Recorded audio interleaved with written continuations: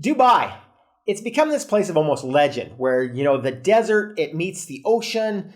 There's all this over-the-top world-class luxury, and it's become a rich adventurer's paradise. But could it also be the perfect location for you to open up an offshore bank account or create as a new business hub or even use as part of your plan B? Stick around to find out. It's the Unconventional Entrepreneur Show.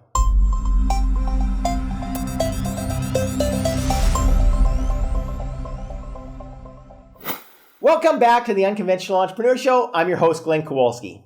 Every week on this channel, you'll find new videos to help liberty-minded entrepreneurs and investors just like you find more personal, financial, and location independence. So be sure to hit that subscribe and that notification button so you never miss your chance to find more freedom in this unfree world. In case you missed it, the UAE recently joined the ranks of the Cayman Islands, Jersey, Bahrain, and the BVI in getting delisted from the EU and OECD blacklists. Now they're working really hard to earn entrepreneurs' business to keep that monumental growth growing. Because they have one of the best banking systems in the world, they firmly established themselves as a safe, prosperous country for doing business, and if you desire, even to live there at least for a short while you get that business established.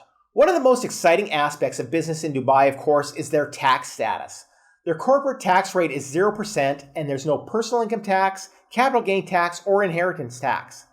They're also really easy to get to with direct flights from most of the major cities in the world, and it's only a 6-hour flight from Europe. These factors and more that we're going to talk about in just a sec have established Dubai as one of the fastest growing economies in the world. Depending on the business that you want to start, there's often a need or at least an advantage to spending time on the ground in the country where you're going to base its head office. Fortunately, Dubai is an exciting place to lay your residency hat, at least for a few years. It's extremely luxurious and very safe. Any country that has vending machines selling gold bars, is pretty secure. The UAE does not allow permanent residency forever, but they have several short-term, 3-year options available. These include governmental, working, or employment sponsors, and investor visas. Getting most of these visas is quick and straightforward, but the easiest ones are gotten by establishing what's called a free zone company. To get your visa, you're going to have to submit to a simple blood test and a TBC test. But remember, your visa can be canceled if you don't spend at least 180 days in the country. So plan on visiting at least 2 times per year for an extended period.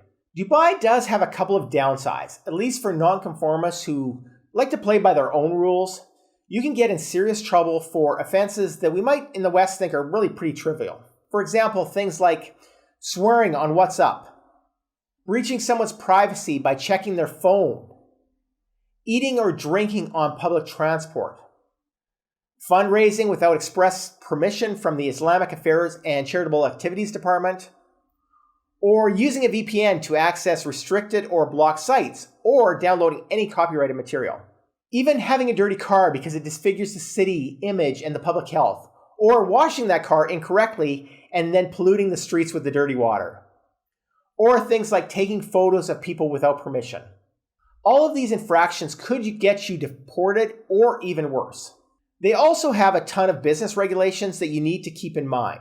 For example, it's vital that you choose the right type of company and structure right from the start of your business.